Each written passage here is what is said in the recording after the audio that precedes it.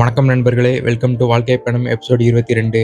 காலையில் எழுந்திரிச்சோடனே குளிச்சு முடிச்சுட்டு டிப்டாப்பாக காலேஜுக்கு கிளம்பியாச்சு. வர வர என்னன்னே தெரில, டெய்லி இந்த பிளேஸ்மெண்ட் கிளாஸாக வச்சுட்டு இருக்கனால காலேஜுக்கே போக தோண மாட்டேங்குது. ஏன்னே தெரில, தோணுனாலும் தோணாட்டியும் காலேஜுக்கு போய் தான் ஆகணும். வேற வழியில் அட்டெண்டன்ஸுக்கு மார்க் இருக்கு. அப்படியே சிரிச்சா மாதிரியே காலேஜுக்கு கிளம்ப வேண்டியதுதான். ஃபைனல் இயர்னால கொஞ்சம் ரொம்ப ப்ரெஷர் பில்ட் ஆகுது எங்கள் மேலே.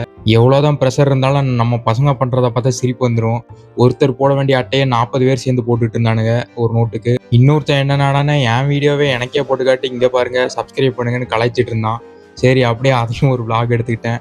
சரி, இவ்வளோ நேரம் vlog பார்த்தா தான் பார்த்துட்டீங்க. அப்படியே இன்ஸ்டாவில் ஒரு ஃபாலோவும் யூடியூப்ல ஒரு சர்ப்ரைஸும் பண்ணிருங்க, நம்ம சைரஸ் நண்பர் மாதிரி. ரொம்ப நேரமும் ஒருத்தன் என்னை பின்னாடி நோண்டிகிட்டே இருந்தான். என்னடான்னு கேட்டதுக்கு நான் ஒன்று வரைஞ்சிருக்கேன்டான்னா, சரி எடுத்து காட்டுறா எப்படி இருக்குன்னு பார்க்கலான்னு.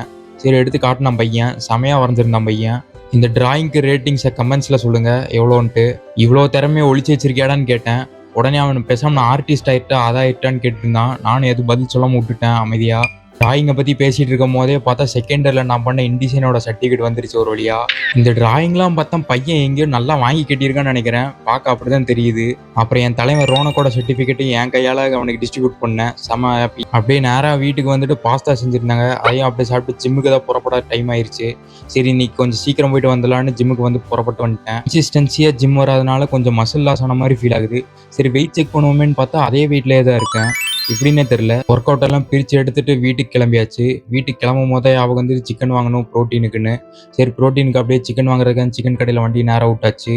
விட்டக்கப்புறம் வீட்டுக்கு நேரம் வந்தோடனே அசைன்மெண்ட் எழுத வேண்டிய வேலை இருந்தது. அதையும் உட்காந்து கிருட்டுன்னு எழுத ஆரம்பிச்சிட்டேன். நானாட்டுக்கு எழுதிங் ஹேண்ட் பெயினிங் ஓவர்லி. எப்படியோ ஒரு வழியாக அசைன்மெண்ட்டை முடிச்சு இன்னைக்கு நாளையும் முடிச்சாச்சு. அடுத்த வழக்கில் சந்திப்போம். Tata, bye bye.